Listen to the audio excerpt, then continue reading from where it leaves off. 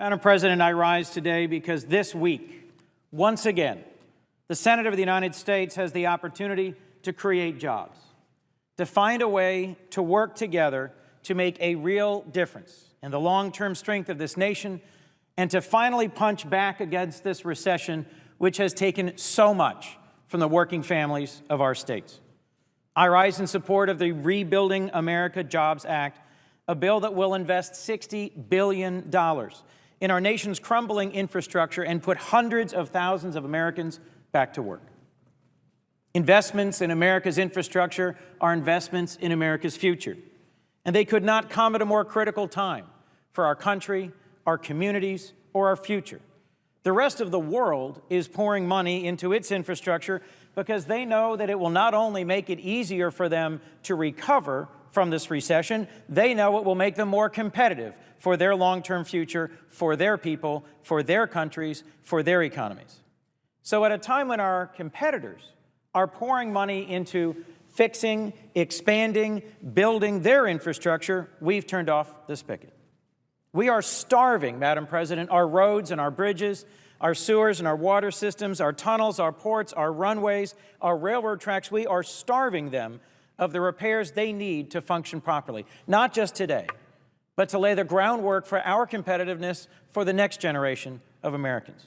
China today, one of our greatest economic competitors, is spending 9% of their GDP on infrastructure.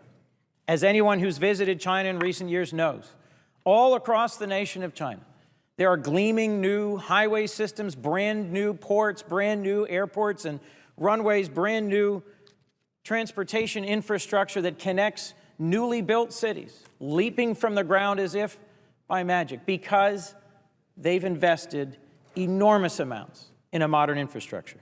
Europe broadly is investing 5% of GDP in modernizing their infrastructure, and in the United States, where modern infrastructure has for a generation made us the envy of the world, we are today investing just 2%.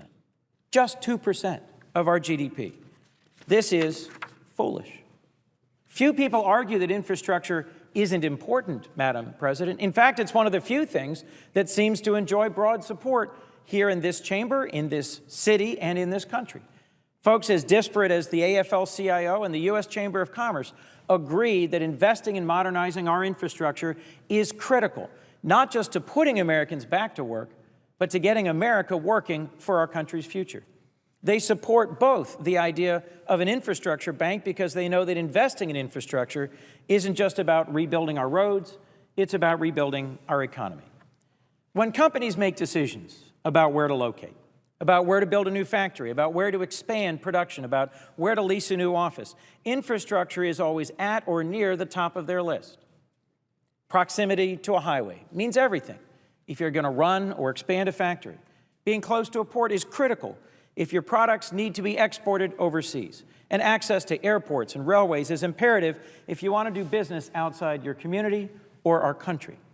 High-speed internet can be every bit as important as these century-old transportation technologies and can be every bit as important as clean water, modern ports, or new railroads. Infrastructure is important in every state of our nation, Madam President, and especially so in my coastal state of Delaware. The Port of Wilmington brings 4 million tons of goods through Delaware each year, providing high-wage, high-skilled jobs to the longshoremen and the communities immediately around our port that rely so much on its vital link to the global economy. Railways allow Amtrak to connect businessmen and women from New York to our financial services sector, to our legal and banking community in Wilmington, and it's one of the busiest railroad stations in America. And I-95, that East Coast corridor, connects truckers and motorists up and down the East Coast to our little state. But as folks have known for far too long, one of the worst choke points in the whole East Coast on I-95 was in our state. I used to get calls all the time, Madam President, in my role as county executive because folks mistakenly thought it was somehow my role to modernize this highway. It was John F. Kennedy who cut the ribbon on this modern interstate highway, and we frankly have failed to invest in keeping up with the times, in keeping up with the growth in traffic, in keeping up with the tempo of global commerce since then. Delaware has finally solved these problems, Madam President, with the leadership of the Obama administration and this chamber, the investments that were made in infrastructure over the last 2 years. We finally have solved that choke point on I-95. And today, motorists move through at great speed, pay their tolls to Delaware, yes, and are able to get on their way north or south and engage in commerce at the speed that the modern economy demands. That's what we seek here to do nationwide. That's what the Rebuilding America's Jobs Act can do. For the last 25 or 30 years, we've been building off the infrastructure built by our parents' generation, hoping that a little bandage here, a little ointment there, a little wire, a little bubble gum would be enough to get us through another year, but that's not a strategy for laying the groundwork for a great future for our children. It's not even a strategy for keeping up. The choke points on America's roads can't be allowed to choke America's economy for the next generation. 1/3 of our nation's major roadways are in poor or even mediocre condition, and 1/4 of our bridges have been rated structurally deficient or functionally obsolete. We've even faced the human suffering and the reputational disaster of having bridges collapse across this country in recent years. We have failed to invest in our future. And as a country, we can keep swerving to avoid these potholes, but eventually we're going to hit them. The Rebuilding America's Jobs Act would fill that pothole, would make smooth the rough places of this nation, and accelerate our economic growth for the future. I am a co-sponsor of the Rebuilding America Jobs Act, Madam President, because this bill would fill the pothole we've been avoiding for decades. It would rebuild 150,000 miles of American roadways, maintain 4,000 miles of train tracks, upgrade 150 miles of airport runways. It would restore critical drinking water and wastewater systems for our communities and strengthen our energy infrastructure. In short, Madam President, it would make us competitive. It would put people back to work. It would get us on the right road to a sustained recovery. It would put hundreds of thousands of Americans back to work in that sector of economy that took the first and hardest hit from the recession. More than 2 million Americans who worked in construction have lost their jobs since this tragic recession hit, including 8,000 in my home state of Delaware alone. And we've got thousands of folks in the skilled building trades ready to go. They just need us to get over our differences, find a way past these endless, mindless filibusters, and get them to work. This week, we have an opportunity to invest in those people and invest in our country. Infrastructure is such a smart investment.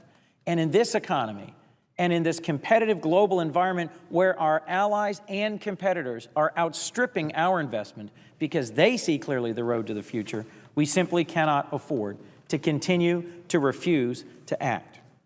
Madam President, it was 1 year ago today that the people of Delaware elected me to represent them in Washington, and every day since I have wondered when this chamber was finally going to come together across the partisan divide and start moving on jobs.